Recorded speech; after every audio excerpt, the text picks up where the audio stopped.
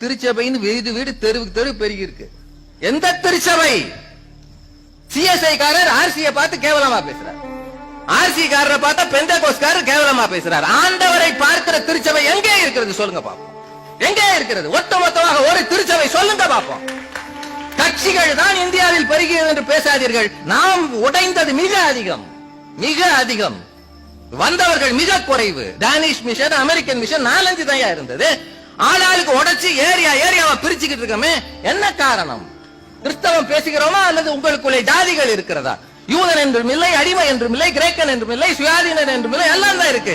ஜாதிகள் கிறிஸ்தவர்கள் இல்லை என்று சொல்லுங்கள் பாப்போம். நீங்க எப்போது ஜாதியோடு நிற்கிறீர்களோ அங்க கிறிஸ்து இல்லையே, என்ன தெய்வ பயம் உங்களுக்குள்ள வந்துச்சு? இந்த கேள்விக்கு மட்டும் தயவு செய்து பதில் சொல்லுங்க. இறையியல் கல்லூரியில் படிக்கிறவர்கள் பேர்ல எனக்கு தனியான மரியாதை உண்டு. நீங்கள் எல்லாம் பாஸ்டர்கள் ஆகும்போது நன்றாக இருக்கிறீர்கள், கரஸ்பாண்டன்ட் ஆகும்போது ஏன் மாறுகிறீர்கள்? இந்த கேள்விக்கு நீங்க தயவு செய்து பதில் சொல்லணும். ஞாயிற்றுக்கிழமை நீங்க கோயில்ல நின்று பேசும்போது முன்னாடி உட்கார்ந்து இருக்கிற அந்த பெண் ஒரு டீச்சர், அவர் நம்முடைய சபையின் அங்கத்தினர்.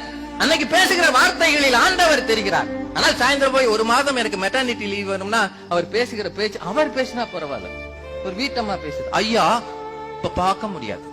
ஐயாவை பார்க்கறதுக்கு தானே சபையில் அவர் இருக்கிறாரு. என்றைக்கு சபைகளோடு நிறுவனங்கள் சேர்ந்ததோ அன்றைக்கு சபைகள் கிறிஸ்தவத்தை மறந்தன. உண்மையாது. ஊழியம் செய்பவர் ஊழியம் மட்டும் செய்யணும்.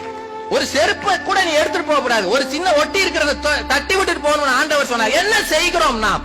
அத்தனையும் ஆஸ்பத்திரியும் கெடுத்துட்டோம், அத்தனையும் கெடுத்துட்டோம். நீங்க என்னவா பேசுறீங்க? கிறிஸ்தவர்கள் சரியா இருக்கிறதுக்கு காரணம் அவங்க யாரு கூட சண்டை போடுறதுல. கிறிஸ்தவருக்கு எதிரி கிறிஸ்தவன் தான், வேற யாரும் வர வேண்டாம்.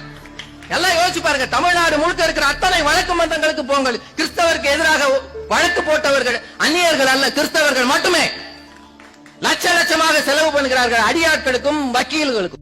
எங்கேயும் பிரச்சனை பண்ணுவதற்கு கிறிஸ்தவர்கள் போகக்கூடாது. நான் ஒரே ஒரு கேள்வி கேட்கிறேங்க. உன் தகப்பனையும் உன் தாயையும் கனம் பண்ணு, அப்போது உன் வாழ்நாள் நீடித்திருக்கும் என்று படித்த கிறிஸ்தவன் எதற்காக முதியோர் இல்லத்துக்கு அம்மாவை அனுப்பினான்? உன் வாழ்நாள் நீடித்திருக்கணும்னா நீ உன் தகப்பனையும் தாயையும் கனம் பண்ண. 10 கற்பனையில ஒண்ணியாது. 10 கட்டளைகள் மோசேக்கு ஆண்டவர் எழுதி கொடுத்தது. என்ன கிழிச்சு இருக்கிறோம் நாம?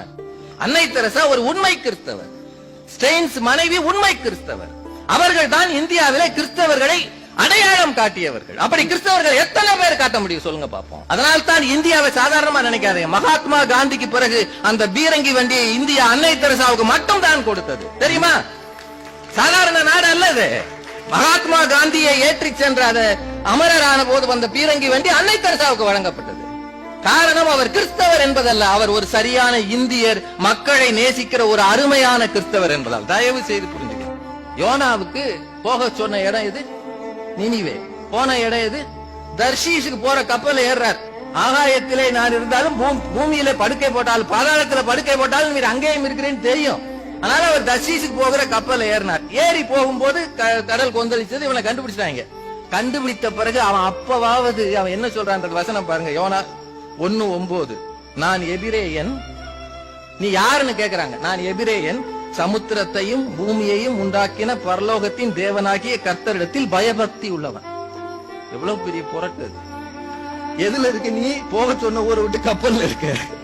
இப்படித்தான் பல கிறிஸ்தவர்கள் என்ன செய்தாலும் நான் தேவனிடத்தில் பயபக்தி உள்ளவன் என்று சொல்லிக் கொள்கிறார். ஒவ்வொருவருக்கும் உள்ளுக்குள்ளே இருப்பது மனசாட்சி. அதை கேட்டு பாருங்கள். நாம் கிறிஸ்தவர்களா, பெயர் கிறிஸ்தவர்களா, திருநாள் கிறிஸ்தவர்களா, உண்மையான கிறிஸ்துவை அறிவிப்பவர்களா என்று சொல்லி வாய்ப்புக்கு நன்றி கூறி நிறைவு செய்கிறேன். நன்றி.